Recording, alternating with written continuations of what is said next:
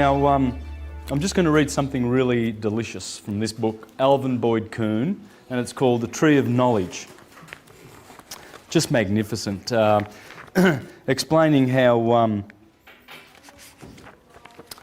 our descent into matter and the experiences we acquire with this fleshly body, with conditioned consciousness, because you see, as we descend through those rings of those planets, we get conditions placed upon us. And they are heavy cloaks, heavy garments that the planets bestow on us. And in effect, they are handicaps, really, obstructions that we have to surmount.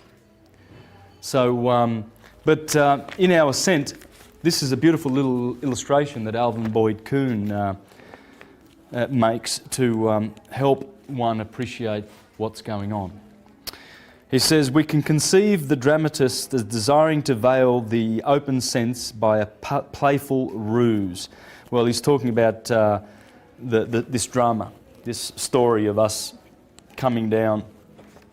He says, much as a rich and indulgent father, head of a great business concern, would offer his son full participation in the enterprise, yet at the start of the son's serious career, he would say to him, you are to be one of us in the management, but lest you try to take hold of your prerogatives before you have mastered all the details of the business, to know the right from the wrong course of procedure, I must send you out into the factory to learn it all from the bottom up.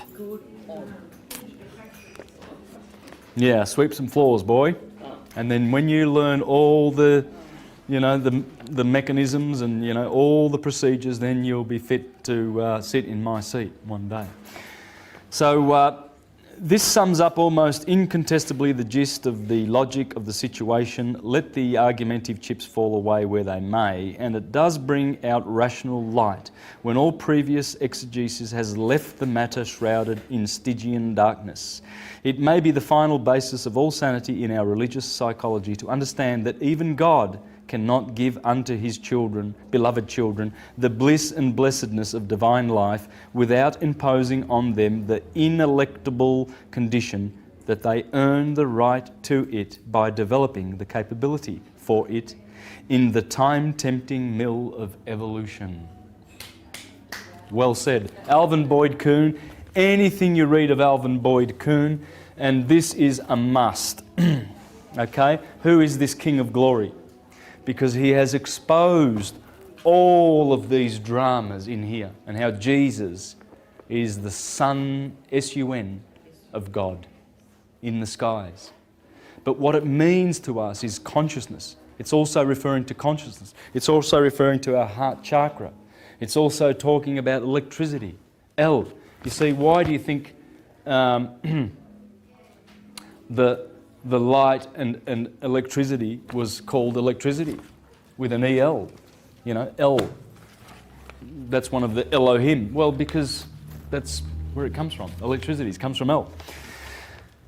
So now just a few other little interesting points. He's got such exquisite language that I just have to read some more of his. The artistry of ancient allegorism caught the world at a low point of its intelligence and mired the interpretive mind in Christianity in the worst slough of misconception ever to afflict the human fancy. Our dullness of comprehension and blank stupidity in handling our great heritage of ancient mythicism have marred and scarred the face of history. Absolutely true. Bizarre and almost ridiculous as it sounds in the ears of modern people, it can be said truly that philosophy is and must ever be man's true saviour. Yeah, so Manly P. Hall, the pineal gland. What does he have to say about the pineal gland? Well, the gland itself is not the third eye, but only the reflection of that organ, its counterpart or symbol in the material constitution. It is a relic bearing witness to an ancient faculty, and because it has endured through these eras of spiritual obscuration, promises the ultimate restoration of the function to which it bears witness. The true power of the gland is in its spiritual counterpart, even as the whole strength of man abides in his visible nature. The true third eye cannot be seen by the ordinary vision, but is visible to the clairvoyant as a vibrant spectromatic aura surrounding the outer body of the gland and pulsating with an electric light. The first Sephirah, Kether, everything I've just showed you, this is what syncretism is all about. There's the Kabbalah, there's all the tarot cards, there's the 22 paths of the 22 letters of the Hebrew alphabet, all the alphabets. Here are the planets, there's Mercury, there's Mars, here is the zodiac, Aries in the head, the fire, Taurus in the throat, the earth, Gemini air, Cancer water. This is the whole system. Here's the Eastern chakra systems, you see, and how they correspond with the Jewish. So this one here gets 2. There's 2. And this one here, the blue chakra, the throat chakra. And this one, you see, this is supposed to be the pineal gland. And this is supposed to be the two hemispheres of the brain. You see, and in this system there's Kether. And what he's saying here is Kether, the crown, signified the pineal gland. And that the next two Sephiroth, Chokhmah and Binah, one placed on either side of it, were the 2 lobes of the cerebrum. Marsilio Ficino was the guy who translated the Hermetica, and basically the guy who spoke about the Prisca Theologia and reminded the world of the ancient teachings of Hermes. And he spoke a lot about the sun and the planets and how they work. Right? So I'm just going to read a little bit from this book. The first book of the Hermetic opus contains a story with familiar Gnostic themes. Pymander, the divine mind, of course, this is Marsilio, he translated the Pymander. Pymander is the mind, the 12, that's the mind over matter. See, mind is 12, matter is 7, okay? So he was the first one to translate it, so he should be able to talk about it. Appears to Hermes, and so divine mind appears to Hermes and describes the origin of nature. God brought forth a demiurge, he relates, a god of fire and breath,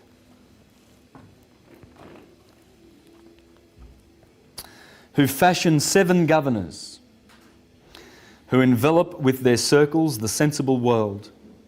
All of the lower world depends upon the 7 governors.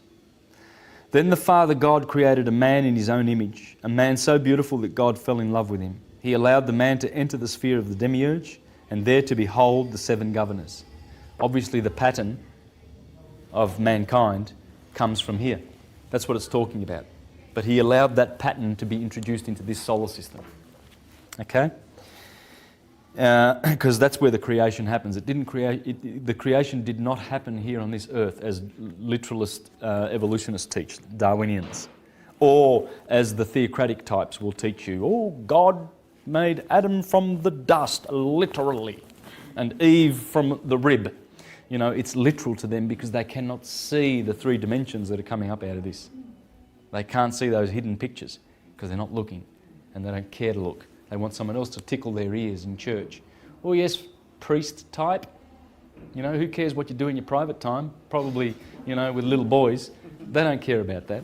And they offer no protection to their children when they bring them to church because there is no protection for children in any of the Christian corporate churches because they don't deal with pedophiles in, you know, with justice and out there and the law and the police and everything. No, it's all in-house. We take care of this in-house because we don't want Jehovah's name to be spoiled. Poor Jehovah. And of course, God is concerned about that, isn't he? Oh, don't you dob Brother Smith in because he's just raped 6 boys in the congregation. Don't you do that. I've got a name to protect up here, please. This is how they think, and they love it. I've seen it. I was a Jehovah's Witness for 22 years, and I saw how they treated pedophiles, just like that, just as I have said. It's disgraceful. It's murderous. They are murderers. This is what frees. Then the Father God created a man in his own image, a man so beautiful that God fell in love with him. He allowed the man to enter the sphere of the demiurge. That's Kronos, the demiurge. He's the boss of the demiurge, Saturn.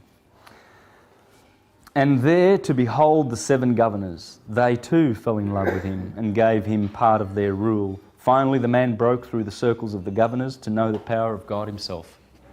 And that's what we're doing today. We're learning how to break through the circles of the governors to get to God himself, which is who? None other than you. Because there ain't no God out there but you. It's all us. It's all one. One consciousness. And that's what these guys knew. And they were trying to save us from the division of all the 30,000 Christian denominations that have separated us. Methodist on one corner and Presbyterian. And they all say, oh, it's good to have the churches in our community because it brings unity into the community and it brings cohesiveness and all sorts of Christian values. Really? No. The opposite. They are very perverse and divisive. And we'll never get any of this, never, until the churches are gone and religion and spirituality returns. Gifted with all of this power and knowledge, the man realised to nature below the beautiful form of God, and nature loved him, having seen his beautiful features reflected in the water and his shadow on the earth. The man too saw a form like his own reflected in the water and wished to be united with it, a wish immediately accomplished. Nature and man were united in love, chaos and eros. Love and chaos. Thus, mankind has a double nature, mortal in his body, immortal in the essential man. His mortal nature is under the dominion of the planets, but his immortal nature is not.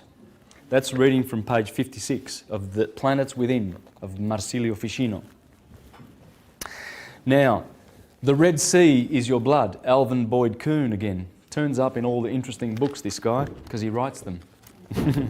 And these are the books that you shouldn't read if you go to church, because you'll get all confused and the devil will pull you away from church now, he will, and he'll deceive you. And he says here, for if Proclus is right, those infinite points of light are the scintillating brain cells of the mind of God. It is declared that a normal human brain has 4 quadrillion brain cells. We can generously allow God a few quintillions at least. That's what astrology is. It's studying the anatomy of God. God being the physical universe.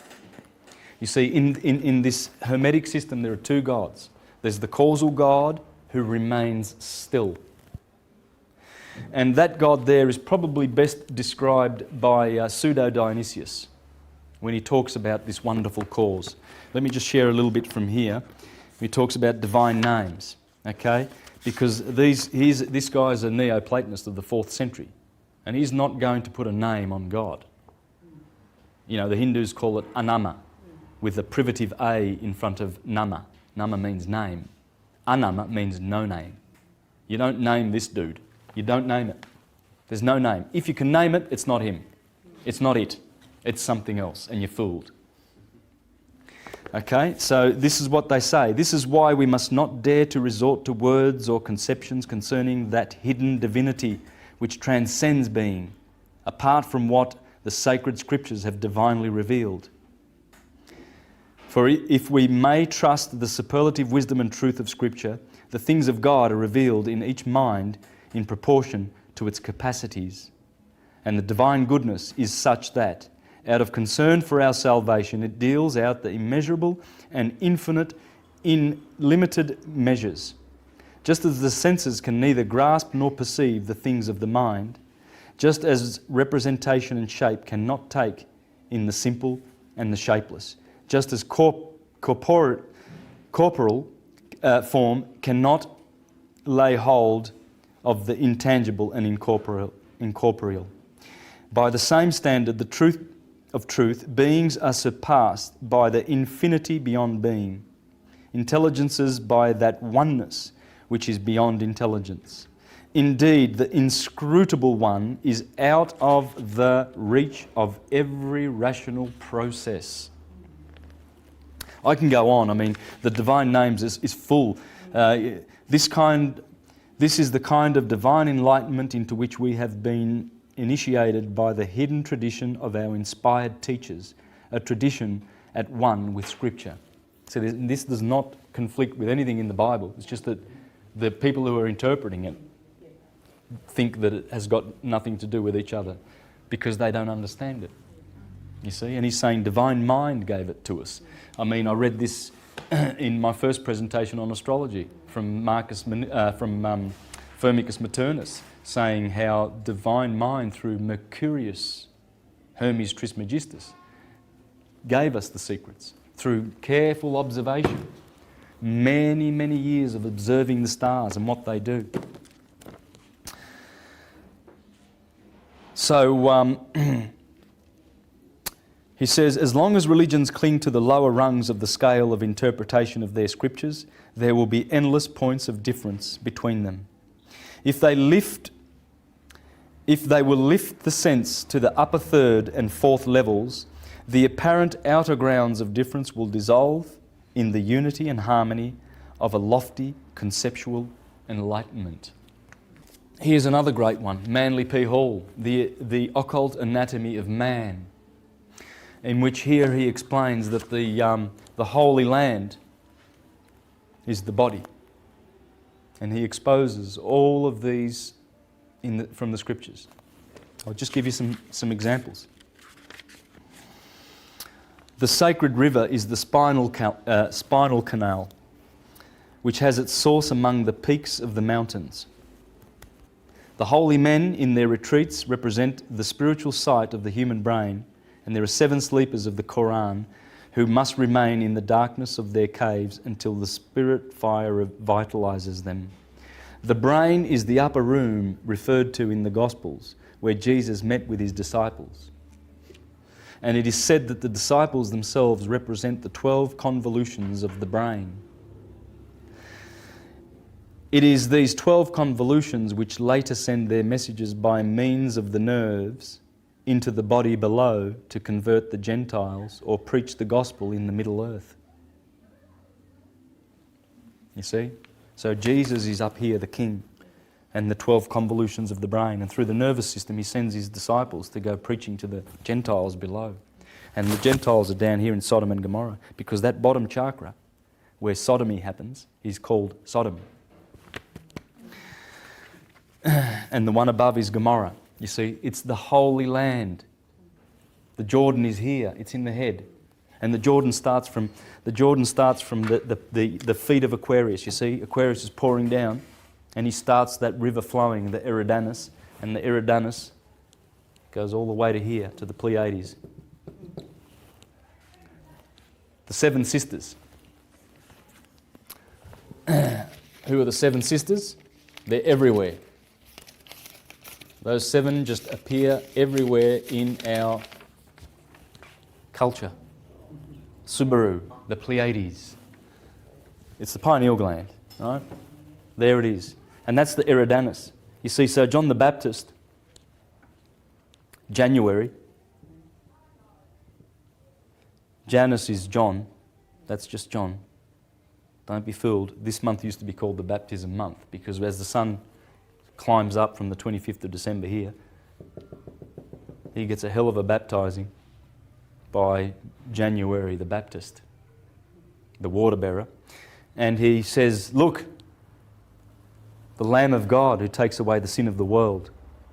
And he baptizes him in the Jordan. That's the Eridanus.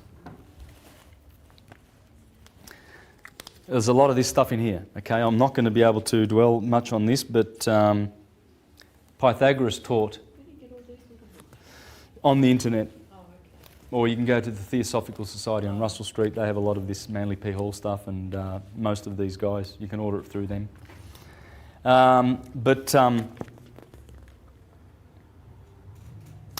Pythagoras said that that the head of the human being is where the northern stars are, and that's where Cephas is. See, Cephas, right, is in the constellation of Pisces, over here. Cephas.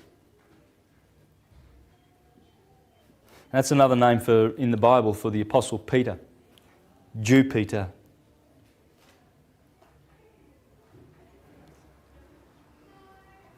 Jupiter. That's Peter. Peter. And this is the head, you see, according to Pythagoras. And also on the throne there is Ursa Major from here, you see. They all, Ursa Major and Ursa Minor, they all are close to the throne of God, which is all the stars that encircle the northern pole in the northern hemisphere. That's it there. Polaris is right at the top. It's an acupuncture point. Polaris is right here. And the whole system, this is the dome. You see when you go to the Vatican, you see this dome. Well, that's what it's telling you. That's Polaris in the centre. And all the rest is, all of those stars, they don't set. That in the northern hemisphere, they don't set. Just like our Southern Cross does not set. We see it annually in the skies. It never sets in Australia. Right?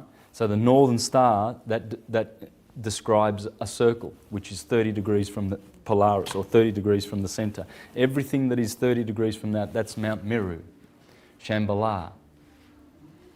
That's Mount Zion. That's where Cephas rules. Cephas has his foot on Polaris. He stands there like that for 3,000 years, man, and he rules this particular age that we're in, of Pisces.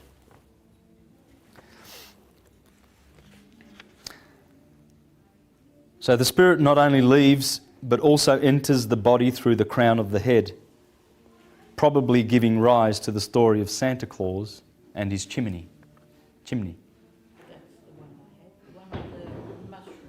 Yeah, the Amanita muscaria mushroom. Yeah, Santa Claus is always red, white and black, just like that little mushroom. Yeah, because that's what it's all about. Because what does the Amanita muscaria mushroom do? Well, it causes you to have an out-of-body experience. And if you can have an out-of-body experience, what does that mean? That means that you're not your body. Now, they don't want you to know that, do they? The Vatican has spent so much money in putrid, filthy, lying propaganda to make us believe that we are a society of slaves that are our bodies.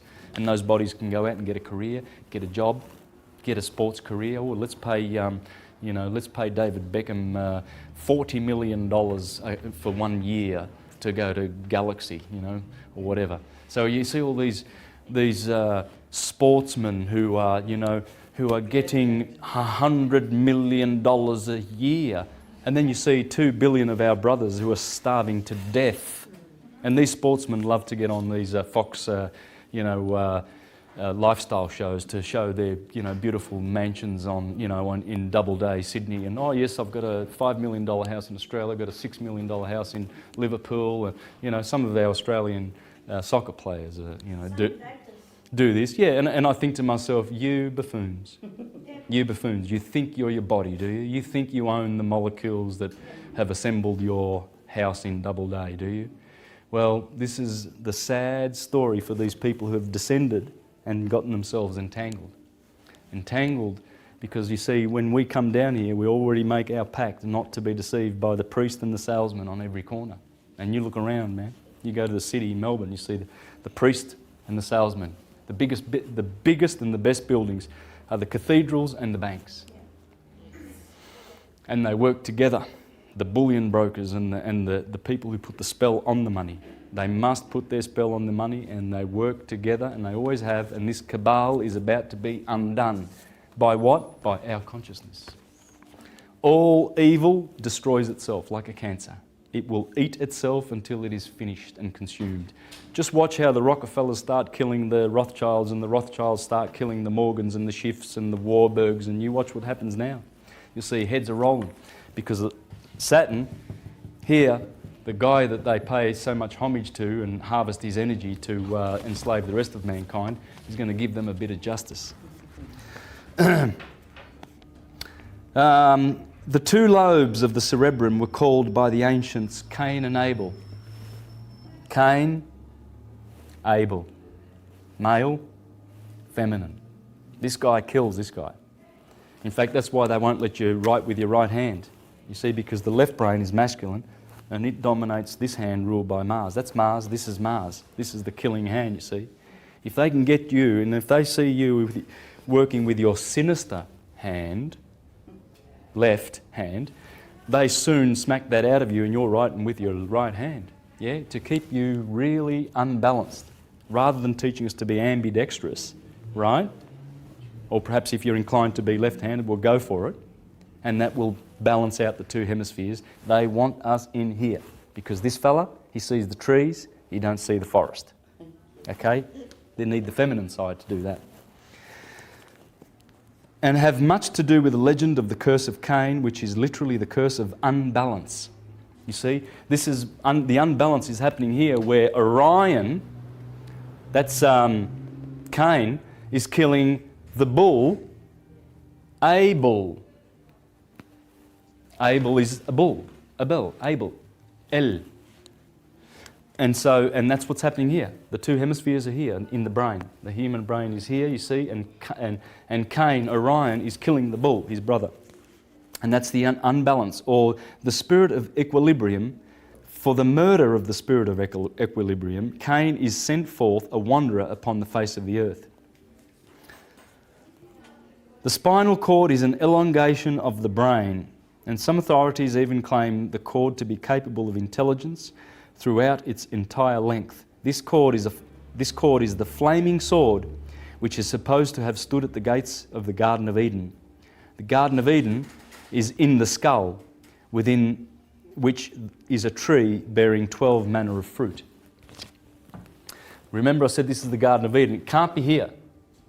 This is where all the vital organs are of the body, and these are the best of the vital organs. This is the heavens, the earth, and hell. Right? Huh? Da, da. And so there is where all the good stuff's happening. In fact, Aries is the mid-heaven. I discussed that in my astrological presentation 2 weeks ago, where this guy explains clearly that the ancients gave us the chart of the universe, the birth chart of the universe. And in that, Aries is the head. Because it is. It's the mid-heaven, rather, not the head. Aries is the mid-heaven. See, in astrology, the mid-heaven is when the sun climbs to that point. And in your chart, it deals with the 10th house. And that's Capricorn. And because Capricorn is where Saturn is.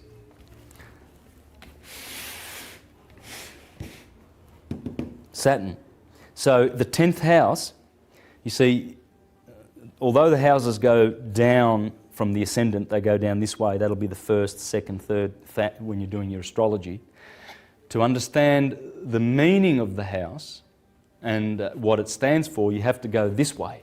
So if Aries is the first house, which is to do with your life and you, Taurus is the second house, which has to do with material abundance and wealth because of Venus, etc. This one has to do with short trips and brothers. This has to do with family.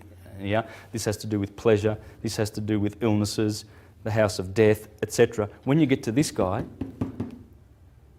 that's your mid-heaven.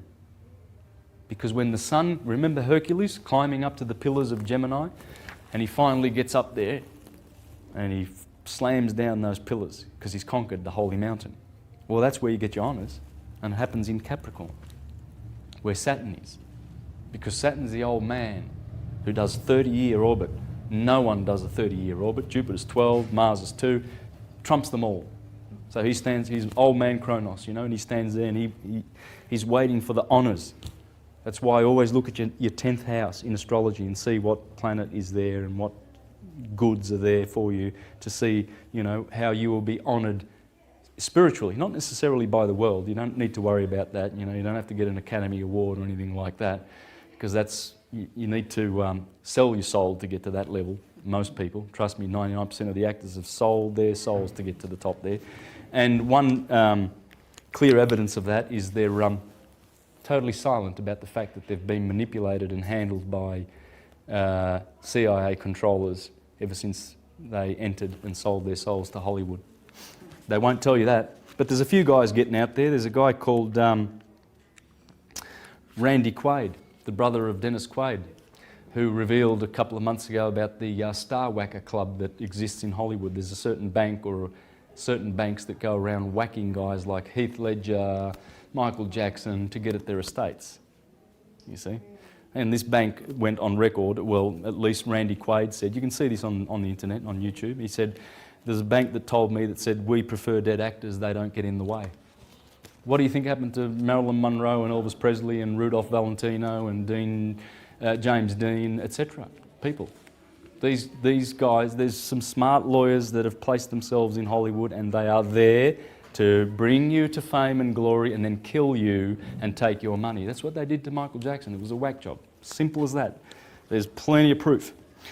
But the reason I'm going into that, down that tangent, is the fact that this is the knowledge that will bring us back to sanity. And this is the one that they are scared of the most. This is the great heresy that has been persecuted for thousands of years, because this is empowerment. This is unity consciousness. This teaches you how to think. Whereas Rome has taught us what to think, because she likes to divide and conquer. And let who shall be deceived, let him be deceived. We're here to administer the affairs of God, because that's what they do. The Vatican administers all of the affairs of God in our courts. When you get a written summons, that's coming from a scriva notary. A scriva notary, right? Jesus in the Gospels condemns 5 classes of people, right? Unless you're aware of it. He's got the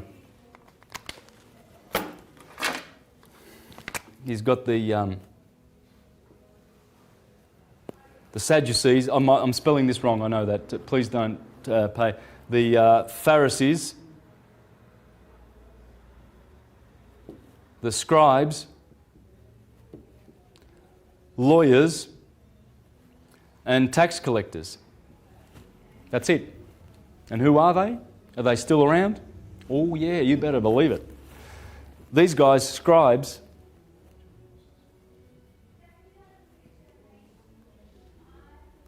scriva, that's a V by the way, sorry about my bad writing. Scriva notary. Notaries, that's a writer of indulgences. I've exposed this in other videos of mine. You see the scribes, that's why he doesn't like the scribes. The Pharisees, these are people that, you know, like your priests and your money changers. These are the money ones. These are the law guys. These are the guys who you know, get big educations to go into politics. You know, like your John Howards and your Rudds and Gillards and these creeps to run us. And you know what? They're lawyers. Oh yeah, they study law because they want to bind you. And they know how to bind you. It's called statutory legislation. It's not the law of God. We're only bound to one law, and that is don't hurt anybody. If we are all one, why are they like that? Because they've divided us. This unites. They have divided us. The elites that are doing this, dividing us, are causing you to have your label, you know, Jehovah's Witness, Mormon, Pentecostal. So we will go back to one in the end, them too. If this doesn't take over the whole planet in the next 10 years, it's all over. Okay. It's coming back. It will come back. Hermes has always promised to come back and return. Okay? One only needs to read the Lament of Hermes, right, from the Hermetica, where Hermes predicted, and so did Hesiod, by the way. Actually, I'll read these. That's why I brought these along, because you know, I don't know. I've done all my notes and I'm happy. Now I'm just sort of leaving this time to sort of deal with loose things that I brought along, okay? So, because it all pertains to the holy science, as above, so below. When you know above, where all the planets are and what they're doing, you know below. And you know what's going to be happening for you. This is what, in Works and Days by Hesiod, he said, notwithstanding this, he was talking about the Iron Age, for now truly is a race of iron. He just explained the Golden Age, the Silver Age, the Bronze Age, the Hero Age, and the Iron Age. And he says this, and the gods shall lay for sore trouble upon them, but notwithstanding, even these shall have some good mingled with their evils. And Zeus will destroy this race of mortal men also, when they come to have grey hair on their temples at their birth. The father will not agree with his children, nor the children with their father, nor guest with the host, nor comrade with comrade, nor will brother be dear to brother as aforetime. Men will dishonour their parents, and they will grow quickly old, and will carp at them, chiding them with bitter words. Hard-hearted they, for not knowing the fear of the gods. They will not repay their aged parents the cost of their nurture. For might shall be their right, and one man shall sack another's city. There will be no favour for the man who keeps his oath, or for the evildoer and the violent dealing. Strength will be right, and reverence will cease to be, and the wicked will hurt the worthy man, speaking false words against him, and will swear an oath upon them. Envy, foul mouth, delighting in evil, and scowling face will go along with wretched men, one and all. So there's no hope for the Iron Age. Hesiod said that. In the Bible, 1 Timothy chapter 3, it says, for in the last days there shall be men lovers of violence and greedy and slanderous and etc., etc. Hermes did that. Now, of course, this is the original. This is the original. And in the Lament of Hermes, he says, no one, I see times to come, no one will pursue philosophy with single-mindedness and purity of heart. Those with a grudging and ungenerous temperament will try to prevent men discovering the priceless gift of immortality. Philosophy will become confused, making it hard to comprehend.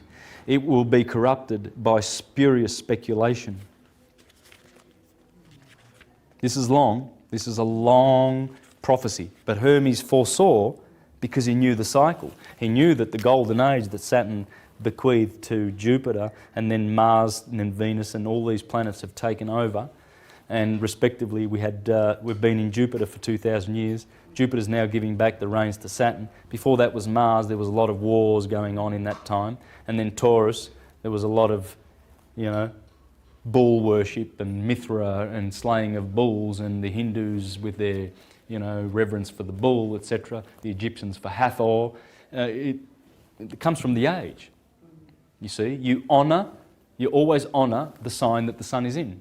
For instance, during the year, you get to, this is what they call Lent, the days of Lent, 40 days. Well, they eat fish, don't they? Because of Pisces, right? And then you eat lamb, and then you eat beef. You'll see that you just look at the holidays of the religions and what they're observing, and you'll see that it all goes in with above. Everything above dictates what happens below. Everything. Egypt is an image of the heavens, and the whole cosmos dwells there. In this its sanctuary, but the gods will desert the earth and return to heaven, abandoning this land that was once the home of spirituality. Egypt will be forsaken and desolate, bereft of the presence of the gods. It will be overrun by foreigners who will neglect our sacred ways. This holy land of temples and shrines will be filled with corpses and funerals. The sacred Nile will be swollen with blood, and her waters will rise utterly fouled with gore.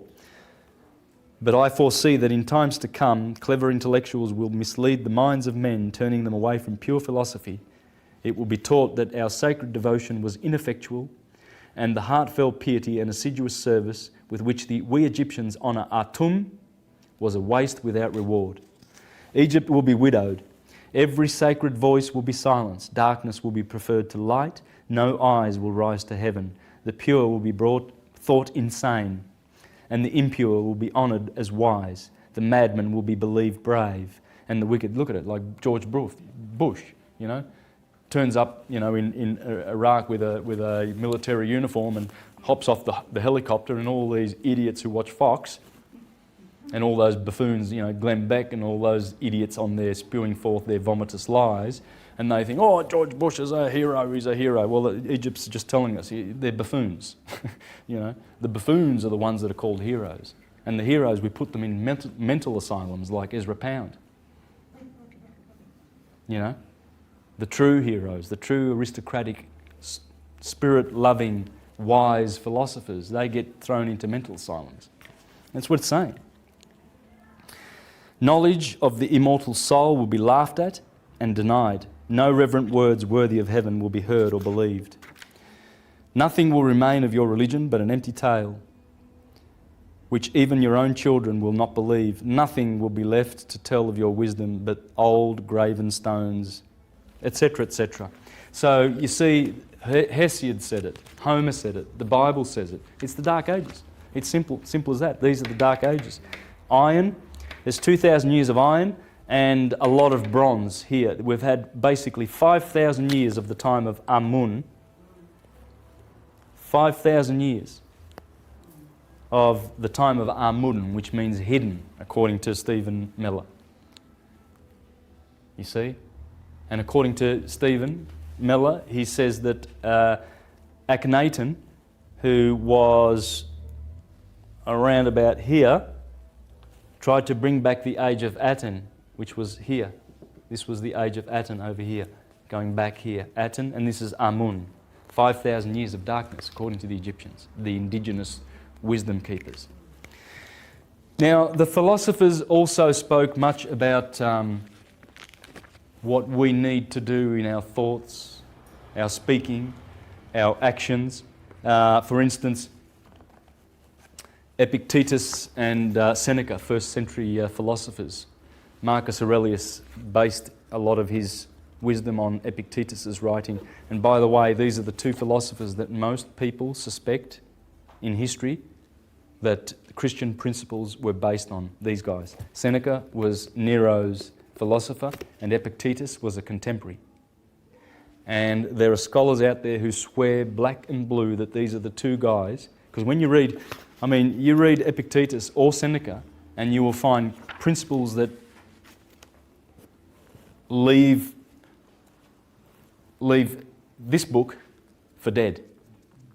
Absolutely exquisite Roman and Grecian philosophy. It's exquisite because it comes from a higher school, comes from a higher consciousness. They remembered the ancients. And if you think they weren't that smart, well, you need to go for a walk down to Egypt and see all the beautiful optical machinery, the machinery with which they put grooves in those granite rocks and polish those rocks. And you can see clearly there's abundant evidence, especially in Carmen Butler's DVD, The Pyramid Code, that they used high-tech machines. Optical precision, laser precision machinery. Stuff that we don't even know about yet. We still have not discovered. It is impossible to make a pyramid like they did. It's absolutely impossible. You can see it. Anyone with a half a brain can work that out. It's impossible. Who did it?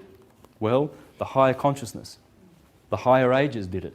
And these guys remembered it. Anything you read, I don't know where to start, but this one of Seneca is on anger, mercy, and revenge, and how he explains, not in a hard and allegorical and confused manner that the Bible does, but in a clear manner, how we can overcome anger, and how we can, improve our spirituality. I'd love to share something, but I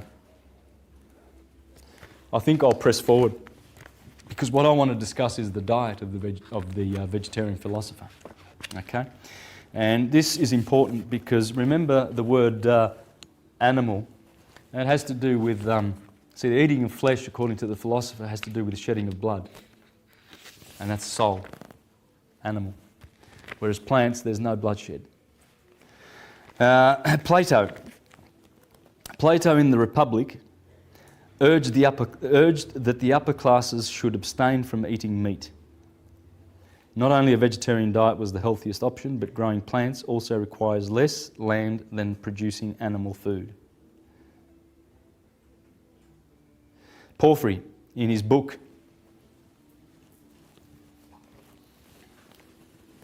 this is a Thomas Taylor version, right? Porphyry. His 4 books on abstinence from animal food. You know, they burnt his books in the 3rd century, Porphyry, because he wrote against the Christians. And Celsus did 100 years before him. Those books must be read if you want to understand who Christianity really, really is. This false, rubbish, antichrist Christianity on the scene in your churches, in the community. It's absolutely the antichrist, because this is the true Christian religion, based on science. It's not based on any kind of hocus pocus that they're teaching in the churches. Porphyry said that the concept of justice should be extended to animals, as justice in this case means not to commit unnecessary murder. Most of meat eaters justify their choice by claiming that animals are irrational and therefore not subjected to the same moral rules. But Porphyry refutes this argument by saying that this is not a reasonable thinking, as there are humans who lack rationality and yet they are protected by moral rules against murdering solely for being humans.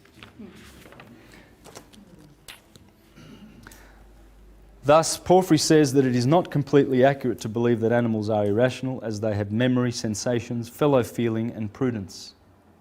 The fact that they cannot communicate properly their reasoning does not mean that they shouldn't be treated with justice. If a person comes from another country and speaks a different language, this person shouldn't be punished because others cannot understand what he or she says. Marsilio Ficino, the guy who we just spoke about, the Renaissance master, said,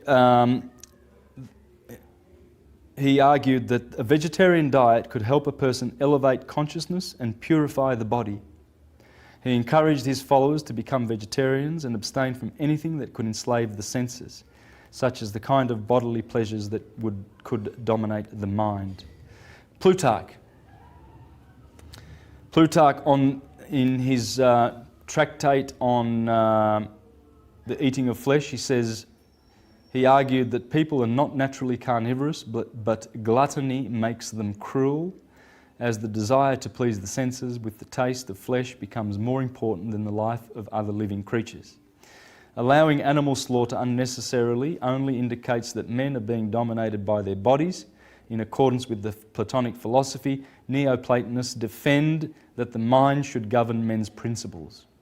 As the use of intellect, it is one of the things that differentiate humans from animals. And when the bodily instincts take over, men are usually corrupted. So the only reason why people do not want to give up eating animals is because eating flesh pleases the senses. A true philosopher must be above the senses and must not allow the instincts to overshadow the principles. Leonardo da Vinci, in letters exchanged with friends, usually mentioned piety for animals. He was a vegetarian, of course. And it is said that he bought birds at the market only to set them free. As a good Neoplatonist, Da Vinci assumed that killing animals just to satisfy one's desires for flesh was absurd. It attests to the incapability of having control over the senses. Plato called this kind of behaviour tyranny of the senses. With the intellect, when the intellect learns that something is morally wrong, but the physical body ignores this principle in the name of its satisfaction.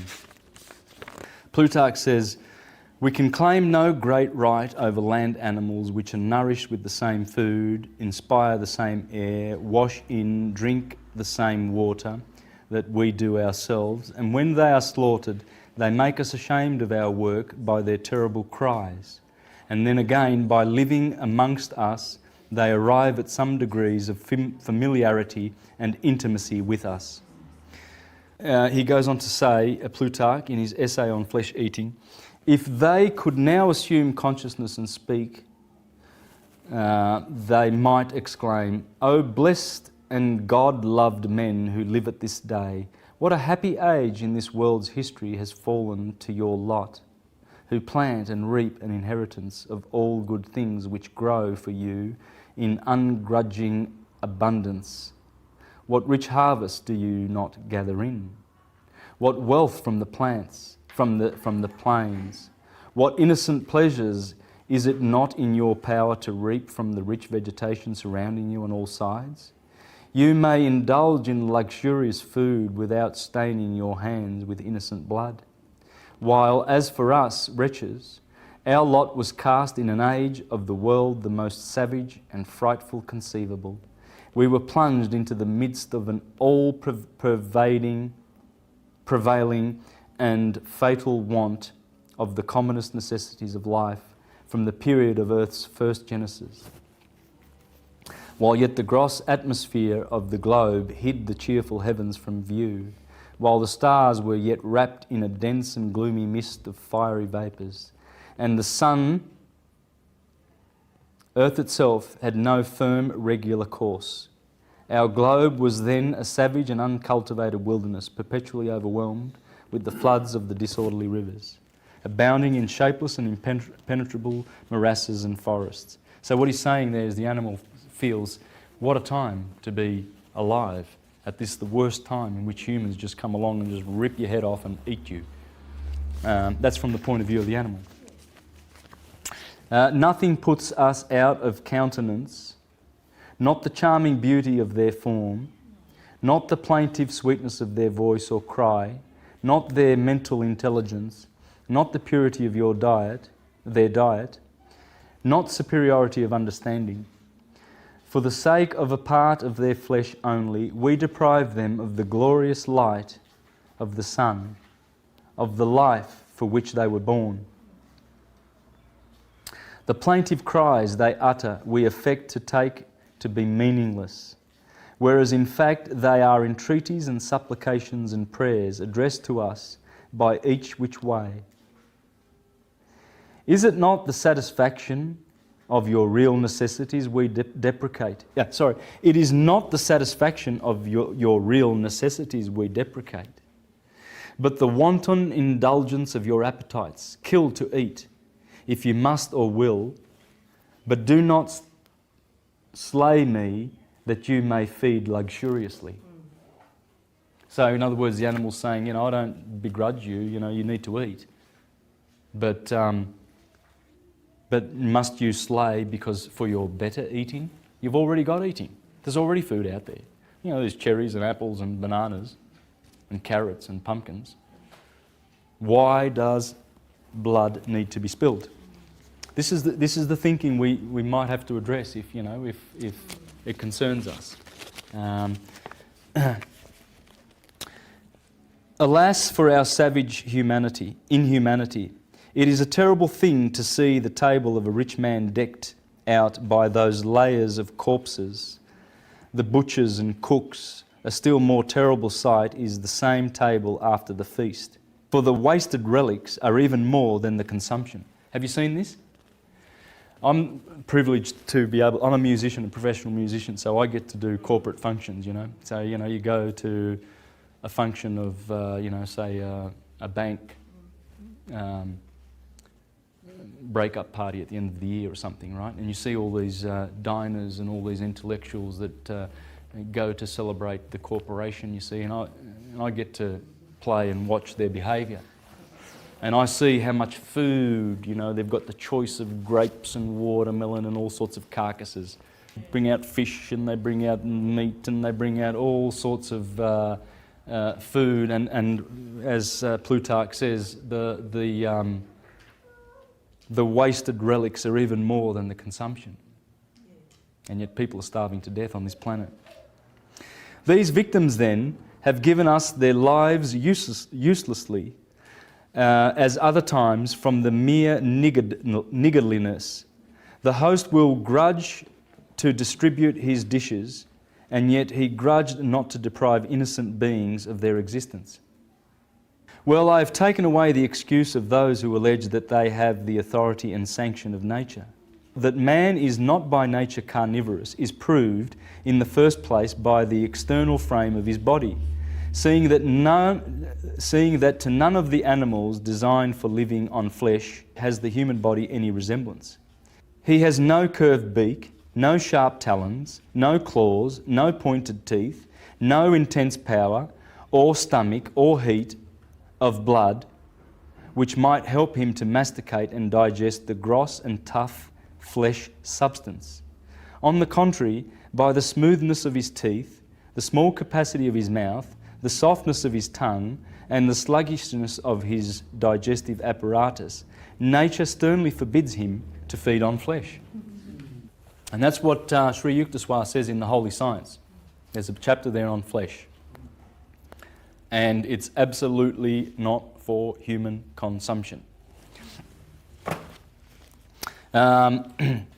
You know, and it really upsets me when people who take the philosophical stance and try to be teachers, you know, in the truth movement and etc., and who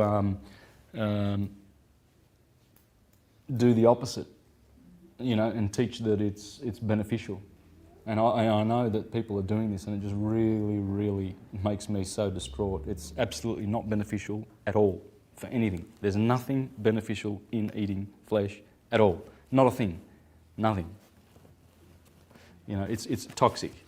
As they say, it's, you know, it's a waste of soul, animal being soul. But anyway, this is the thing that more one studies and deepens his level of appreciation of the spiritual and the metaphysical of all of this, the more one then sees the need to adapt. You see, there are many things that we can do. Now this establishment, Magpie House, is dealing with yoga, right? So George is teaching yoga, and this is a physical and spiritual thing to practice. It has both benefits. You see, physically the yoga is just a magic for the body, but it's also a spiritual thing. You see, and this is why a lot of churchgoers will say, "Oh, yoga, oh, that's from the devil," right? It's from the devil. Yoga, you know, stretching, and filling your mind with good information is from the devil. But you see, these are some of the things that we need to look at. Are we exercising and stretching with the good food that we eat, the good light food? Because raw food, and if you can add more raw food into your diet, you get more light, right? Because it hasn't been burned, cooked, grilled, roasted, fried, or anything like that. You see, which actually destroys the enzymes in the food. But you know, things like yoga is all about stretching. You know, it's just getting all the joints moving and stuff like that. Dancing is a good way to do yoga. You know, grab a partner and do half an hour a day or something like that. Because the more light food that you eat, and that's LIGHT, raw food, the more your body can use those atoms, because they haven't been destroyed. You know, they haven't lost an element like an electron, which is what causes free radicals. You see, and processed food is like that. That's why they cook it to death.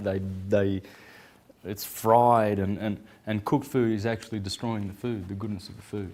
As you grow with this knowledge of the, and by the way, Prisca Theologia is not saying that only ancient knowledge is useful and no new stuff. I mean, you know, there's new information that is handy too. It's timeless wisdom. It's not Prisca as in ancient, it's timeless.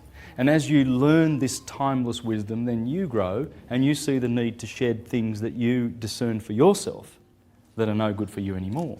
You see, you might need to eat some fish at the moment, and because we've had thousands of years of this meat-eating tradition, we've fallen.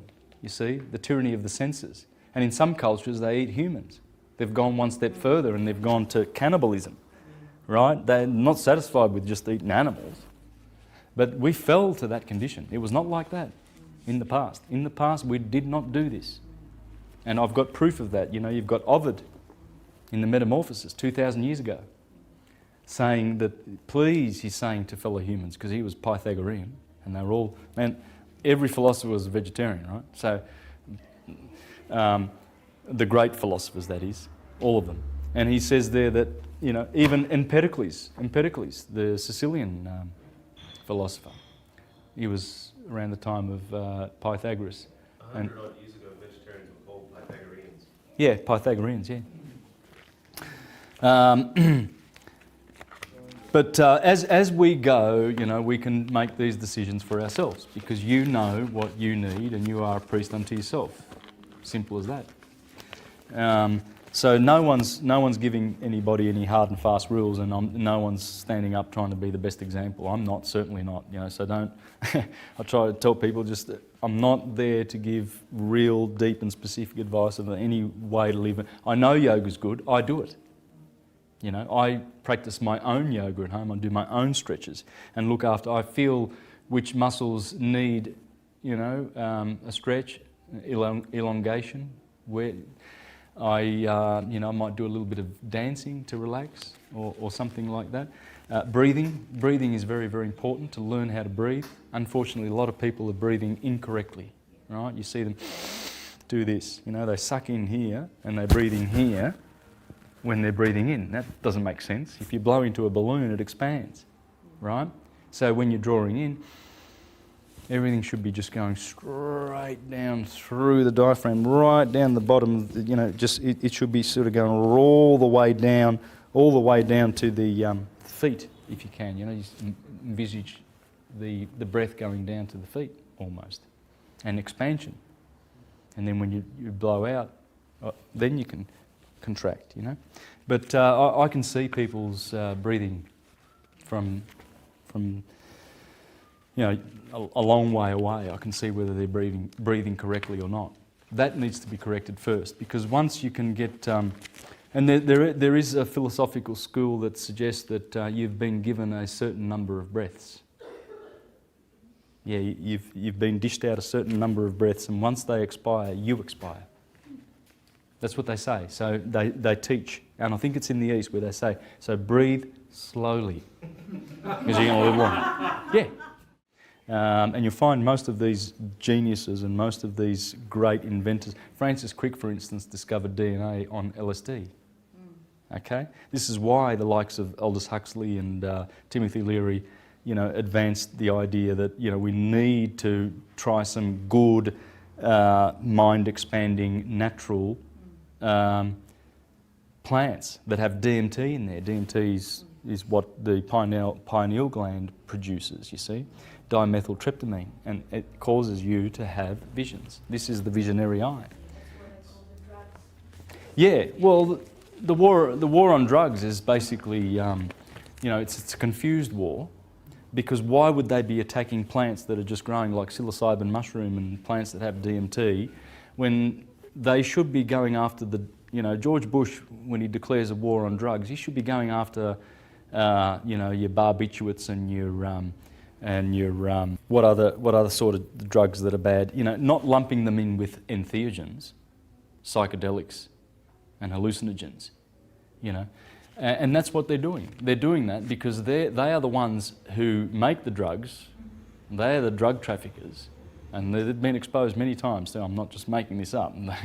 You know, George Bush has got a big drug pushing cartel going, and that's why he has his war on drugs, so he can get funding from taxpayer money for it, so that they've got, you know, big police force, and they're all already taking care of the drug trafficking, and they can use that to disguise their war on drugs to get people who are taking cannabis, for instance, which is a mind-expanding drug. And this is what they do. They're all very, very clever. Now, just a little bit more. We've got Porphyry now. He says, it does not follow, if we have more intelligence than other animals, that on this account they are to be deprived of intelligence, as neither must it be said that partridges do not fly because hawks fly higher. Someone therefore may admit that the soul is copassive with the body, and that the former suffers something from the latter. It must be demonstrated therefore that there is a rational power in animals, and that they are not deprived of prudence. And in the first place, indeed, each of them knows whether it is imbecile or strong, and in consequence of this, it defends some parts of itself, but attacks with others. Thus, the panther uses its teeth, the lion its nails and teeth, the horse its hooves, the ox its horns, the cock its spurs, and the scorpion its sting. But the serpents of Egypt use their spittle, whence also they are called tuades, spitters. With this they blind the eyes of those that approach them, and thus a different animal uses a different part of itself to attack in order to save itself. They likewise change their places of abode at certain times, and know everything which contributes to their advantage. In a similar manner, in fishes and in birds, a reasoning energy of this kind may be perceived. So that's what the philosopher thinks, you see. And that's where we need to, that's where we're going. This is philosophy, because what is philosophy? Phil means love, and Sophia, she's a goddess of wisdom. Right brain. We love this. We love wisdom. Why wouldn't you want to be a philosopher? A lover of wisdom? Or you want to be a doofus? You know, the dunce on the block? You'd know. And this is the knowledge that grows that. Lucius Annius Seneca. That's the guy who we just spoke about. Seneca. He was a vegetarian. He said, "Many dishes have induced many diseases. Note how vast a quantity of lives one stomach absorbs. Insatiable, unfathomable gluttony searches every land and every sea. Some animals it persecutes with snares and traps, with hunting nets, with hooks, sparing no sort of toil to obtain them. There is no peace allowed to any species of being." You have a look at those little chickens that are cooped up, and they can only face this way. And they've got their beaks have been burned off, the pain. You have a look at your cows that have had branding on their faces. Have you seen the movie Earthlings narrated by Joaquin Phoenix? Please check out Earthlings. I couldn't show that one here, it's too graphic.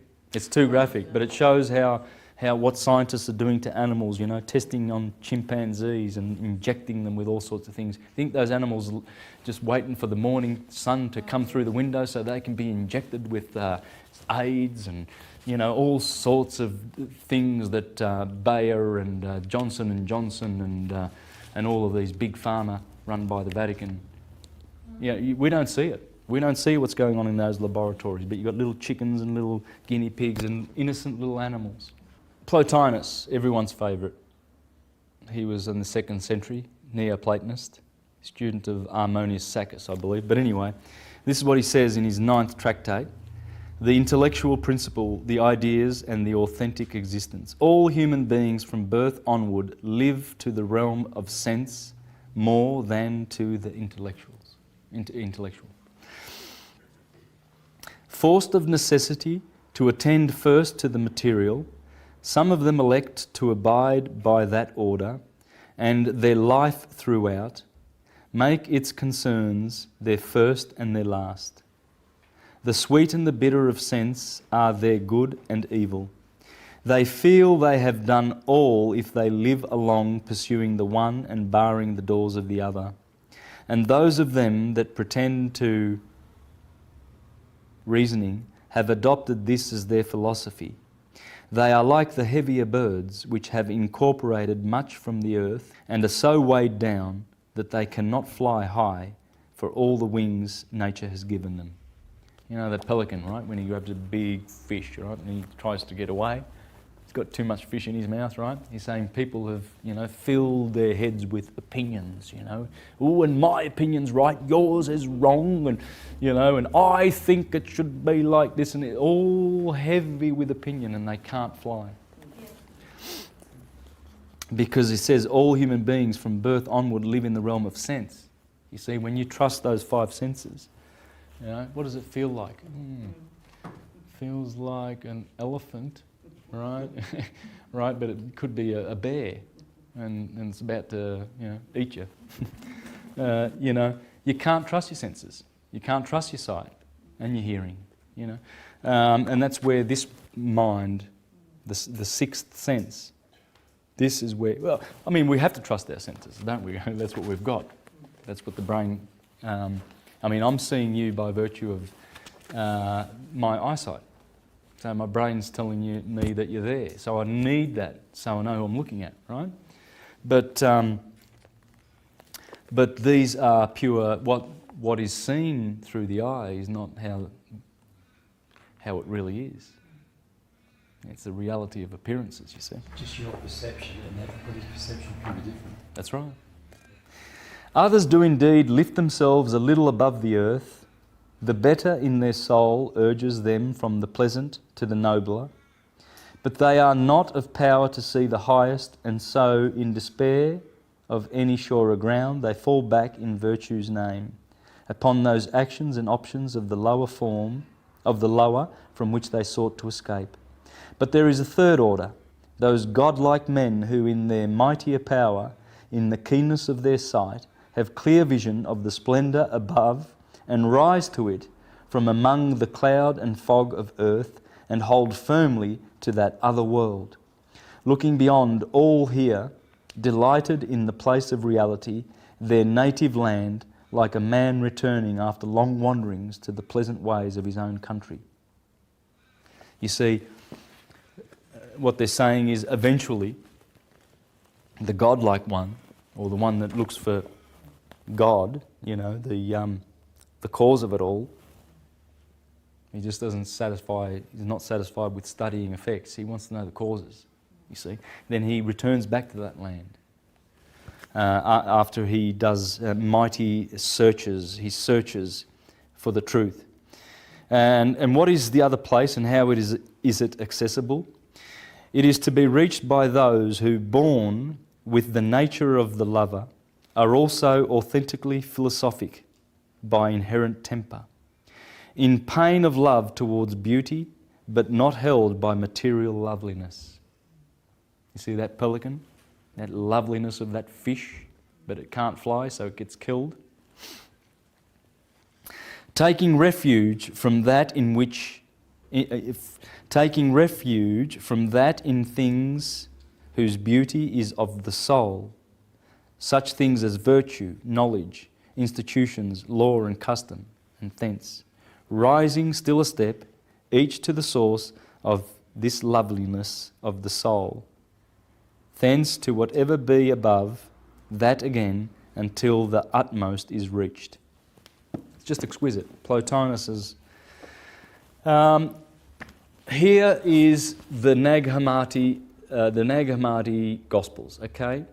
Now, they are hermetic.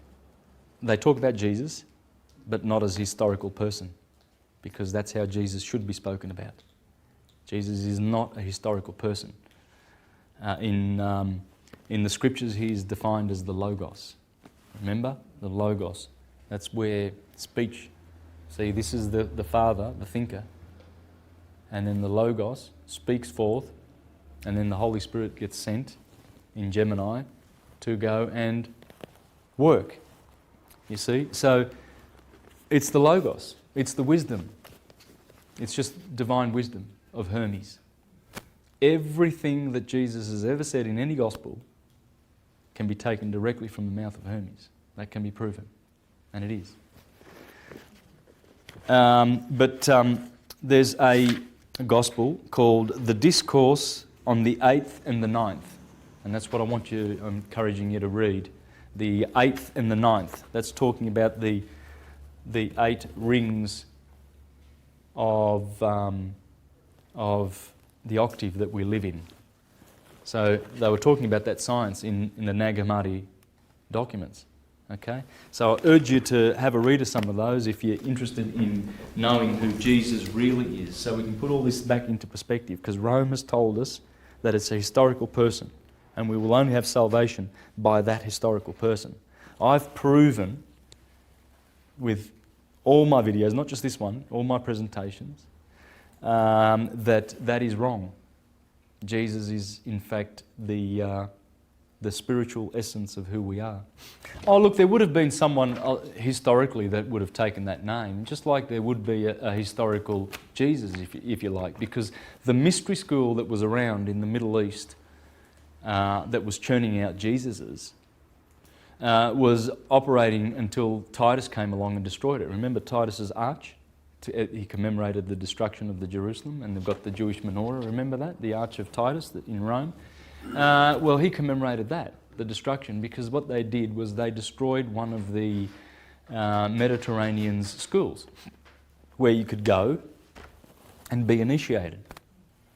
And in the initiation, you had to go through ordeals, you see. So they were actually putting people on crosses. They were doing it. They used to do this in Egypt. You know, this is why Freemasons, have got all their strange rituals. It's all based on this. This is Freemasonry. And they have to, go through the ordeals just like the son goes through the ordeals, betrayal, and then, blindfolded, and then killed, and then he's got to climb up and run away from his enemies, Satan is always there, and then he's got to conquer, and then, there's the sign of exaltation of the sun, and here is the sign where, etc., etc., right? That's what we do in our ordeals. Now, in the Middle East, that's what they were doing. They were bringing people, they had to carry their cross up the mountain, and then they had to be hung on the cross for 3 days. And when they survived, the initiates, they were given a new name, and usually that name was Jesus. There's the Jesus. That's how it was known. It was not a historical person. It's the spiritual person in you. It's your soul. It's who you are. And then when one has achieved this illumination, one then is able to have the crown chakra pierced, and he is an illuminated chief, an Illuminati. There it is. There it is. And that is, the vision that St. John had in Revelation. The moon, Mercury, Venus, the sun, Mars, Jupiter, and Saturn. All described in the first chapter of Revelation, where it says, I beheld the Lord, and his face shone like the sun. Well, that's the sun. And he had a sword that issued from his mouth. Well, that's Mars. Mars is the martial one. He's ready to fight at the drop of a hat. And he had white hair, because he was the ancient one. Well, that's Saturn, old man Cronus. He's got white hair. It's all grey. He doesn't got any, nice dyed hair. The belt around the paps. I mean, what's Jesus doing with some nice little boobies? Well, and what's he doing with a belt around there, like a bra? So it's a bra, basically. Well, it's Venus. So he's describing in the first chapter of Revelation, and what happens is these are the 7 vowels of the creation, the 7 planets. These are the Elohim. That's the Elohim. He was actually describing the Elohim, the solar system, our big brother as above. Whatever it does, we do. We've got the sun in here. Marsilio Ficino has had a lot to say about the sun. I want to share something with you here. The sign in which the sun is exalted, that is Aries. In this way, becomes the head of the signs, signifying the head in every living thing. Also, the sign in which the sun is domiciled, that is Leo. It is the heart of the signs, and so rules the heart in any living thing. I'm stressing that because that's what I'm talking about this in all of my presentations, you see. And the reason being is because that's how the system works. Aries is always the head. And the words for Aries have always meant that. In Jewish, Rosh means the head. In Greek, Krios means the head. In Latin, Primus means the head. That's where the primavera starts, the first season, the spring. Prima, that's Primus, right? Right ascension begins here. There's a lot of reasons. For when the sun enters Leo, it extinguishes in many regions the epidemic of the python's poison. Moreover, the yearly fortune of the whole world will always depend on the sun, on the entry of the sun into Aries. And hence, from this, the nature of any spring may properly be judged, just as the quality of summer is judged from the ingress of the sun into Cancer, or that of autumn from its entrance into Libra, and from the coming into Capricorn the quality of winter is discovered. These things are gleaned from the figures of the heavens present at that time. Since time depends on motion, the sun distinguishes the 4 seasons of the year through the 4 cardinal signs. Similarly, when the sun returns by the exact degree and minute to its place in the nativity of any person, his share of fortune is unfolded through the whole year. It happens in this way because the movement of the sun is the first and chief of the planets, is very simple, as Aristotle says. Neither falling away from the middle of the zodiac, as the others do, nor retrograding. You see, all the other planets retrograde. And what's retrograde? Well, you know, if you're watching the planets, you see Saturn, he's doing this, then all of a sudden you see him go like this. And then he goes back forward, and he goes direct. So he's transiting a sign, and then all of a sudden he goes back a few degrees. And you go, what the hell? And you're watching this, you know. Wow. I was watching that last year with Saturn in Virgo, right? It goes all the way to Speaker, then it goes back the other way. In Libra here, Virgo and Libra, Saturn's been here for the last couple of years, right? So it retrograded, it went back to Virgo, and then it goes back, now it's in Libra, right? Well, it's still physically in Virgo, but anyway, won't go into that because it needs a lot of explaining. But in our vortex solar system, you see the planets are all doing this, and of course, that's why every orbit is elliptical, because they're all occurring in cones. Every orbit. There's not an orbit out there that is not elliptical, and because it's doing this, you see, it's conical. So what happens is, when, let's say this will be Earth, here's the Sun, there's Mercury, Venus and the Earth. Say we're about here and Saturn is coming around, and say Mars is coming around here, right? Because we are travelling fast along this way, we are heading in that direction, and Mars is going around this curve, he will seem to be going backwards. You see? They don't retrograde physically. They don't sort of stop, you know, and then go back and then, well, that was good, interesting little retrograde, that was, very kinky. They don't do that. But that's how it works, because we're all following the sun in its cone, and the sun is the leader. And all the planets follow. It's Snow White and the 7 dwarfs. It's Little Red Riding Hood. It's Hercules. Samson pulls down the gates of Gaza. It's Troy. It's Helen of Troy. Helen of Troy is the moon. And where's my? There it is. Now this guy, Thomas Taylor, he was interpreting all the philosophers, right? And he's the best one. But he's talking about. Troy. Of course, you see, there are scholars who really believe and insist that Troy was physically on the historical plane. It's good when you have intelligent people, you know, shedding the light on all of these. You know, like you have, how many books have been written, you know, trying to prove that Jesus was historical and etc. and the apostles and everything like that. You know, but then you get one great book that comes along, like Alvin Boyd Coons, that one, and dismantles it with proofs. Absolute proofs. Well, what he's saying here about the Trojan War, etc., if I can find it. I've got so many good points here. It's just beautiful the way this guy explains the myths, you know. Oh, there it is. Of course, it's in The Wandering of Ulysses, okay? This is one of the books that he translated. And he says, the Trojans are called genuine. For all the lives which subsist about bodies and irrational souls are favourable and attentive to their proper matter. On the contrary, the Greeks are rational souls, coming from Greece, i.e. from the intelligible into matter. You see, so it's talking about this.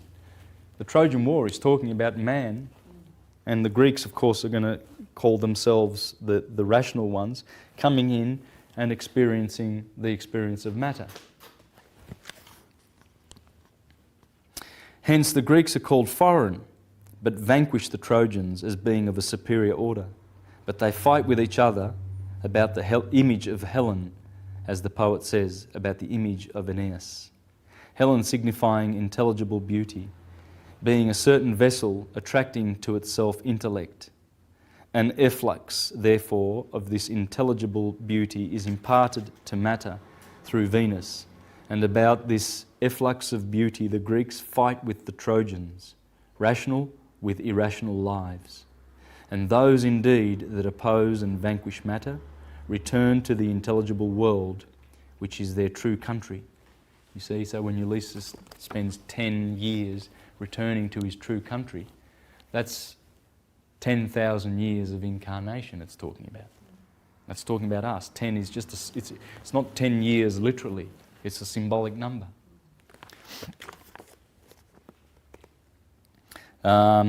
According to the...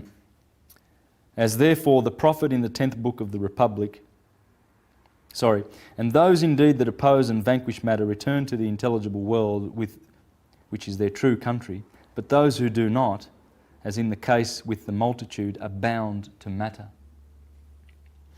As therefore the prophet in the 10th book of the Republic, previously to the descent of souls, announces to them how they may return to their pristine felicity according to periods of 1,000 and 10,000 years. Thus also Calchas predicts to the Greeks their return in 10 years, the number 10 being the symbol of a perfect period.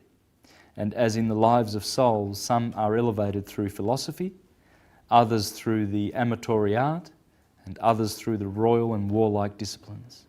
So with respect to the Greeks, some act with rectitude through prudence, but others through war or love, and their return is different according to their different pursuits. And that's how they all return back to Greece. Now, the best of the Jewish wisdom that you can get will come from the Sefer Yetzirah and the Zohar. Okay, these books perfectly explain all of this science. Okay, and in the Zohar, it's interesting to note in one of the books in the chapters in the Zohar, it talks about how to look at the Torah. And in here it explains that we must not look at the Bible, the Torah, as a literal document. Because the Jews gave us these silly stories. On a literal plane, they're silly, but they're wise stories. You know, they're hiding a great kernel of truth. You know, like a silly story like Humpty Dumpty sat on the wall, Humpty Dumpty had a great fall. All the king's horses and all the king's men couldn't put Humpty together again. Well, the origin of this is very simple, to people who are thinking. They don't need to, do too much thinking. That would be a happy egg, wouldn't it? The full moon, and in the ovaries that would be the egg. Right? So the moon, she climbs up. New moon, she climbs. There's quarter moon, quarter sun. And she keeps waxing. And finally she gets into her kingdom. She's full and glowing. That's Mary Magdalene. That's Helen of Troy. This is Troy. This is Troy. Right? And when Humpty Dumpty falls off the wall, there's no king that can put it back together again. Because that corresponds to the menstruation cycle. That egg's a goner. Right? So you see, all of the characters are there. There's not one that is not there. And this is what they're saying in the Zohar. Woe to the human being who says that the Torah presents mere stories and ordinary words. If so, we could compose a Torah right now with ordinary words and better than all of them. In other words, he's saying there's more to it than just ordinary little stories that you can mock. You know, when you hear about Samson killing his 1,000 with an ox, and Jonah, being swallowed by a whale for 3 days, etc. You know, please don't laugh at us. Even Origen in the 2nd century, the Alexandrian Gnostic Christian, said, you know, they're just stories. They are stories that hide a deeper truth. Josephus said it. Philo Judaeus, Philo, the great 1st century scholar, he said that everything in the Bible, in fact he wrote works called Allegory, explaining the allegories in the Bible. The Apostle Paul in Galatians chapter 4 talks about the allegory of Sarah and Haggai, because Sarah would be the moon, and the moon is the mother of spiritual Israel, right? She would be Isis. But the earth, Hagar, she is the mother of the slaves, because the earthbound people are slaves, whereas spiritual ones that go to Sarah, you see. And where do you find Sarah? Well, she's on top of the mountain. That's the spiritual, our spiritual mother, you see. And when Moses climbs Mount Sinai, that's the mountain of sin, the mountain of the moon. Another word for moon is sin, and Sinai comes from that word. You see, it says, fools of the world look only at the garment, the story of the Torah. They know nothing more.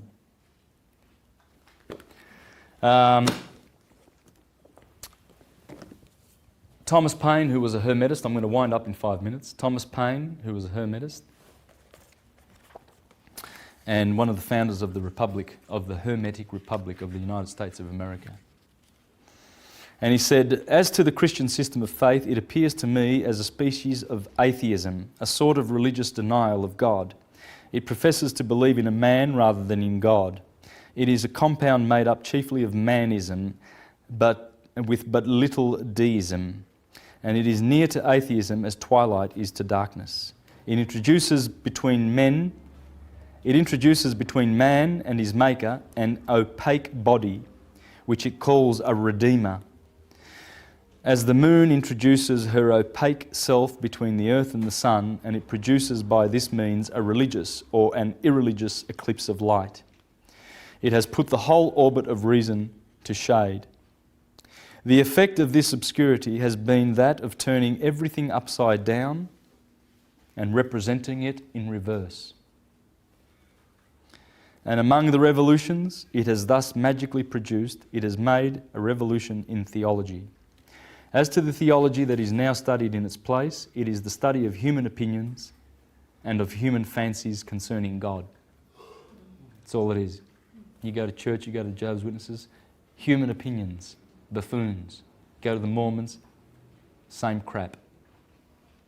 Seventh-day Adventists, all of them. They've all got their patented version of the same rubbish lie from Rome. It is not the study of God himself in the works that he has made, but in the works or writings that man has made. That's what the churches are up to. Yeah. And it is not among the least of the mischiefs that the Christian system has done to the world that it has abandoned the original and beautiful system of theology, the Prisca Theologia. He knew it. And to make room for a hag of superstition. And you need to read what he says.